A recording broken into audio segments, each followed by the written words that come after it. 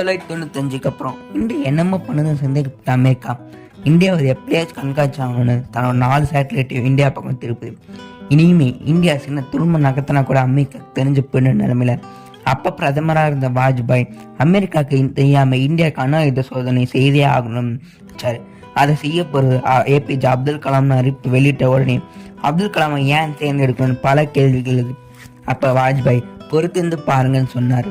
காரணம் என்ன தெரியுமா? அந்த அணு ஆயுத சோதனைக்காக அப்துல் கலாம் போட்ட பிளான். அப்படி அப்துல் கலாம் என்ன பண்ணாரு தெரியுமா? பாலைவனத்துல 200 அடி குழி தோண்டி அதுல அணுகுண்டியும் வச்சு யாருக்குமே தெரியாம மண்ணை போட்டு மூடி மண்ணுக்குள்ளே ஒயர் கனெக்ஷன் கொடுத்து அதை கண்ட்ரோல் ரூம் வரைக்கும் எடுத்து வந்து இந்த மொத்த இதையுமே லைட் இல்லாம வெறும் நடுசாம இருட்டுல பண்ணி லாரி போயிட்டு வந்து தடுத்த கூட அடுத்த நாள் வச்சு இறுதியா அந்த 4 அமெரிக்கா சேட்டலைட்டையும் மாற்றி இந்த உலகமே மிரண்டு போற அளவுக்கு அணு ஆயுத சோதனை நடத்தி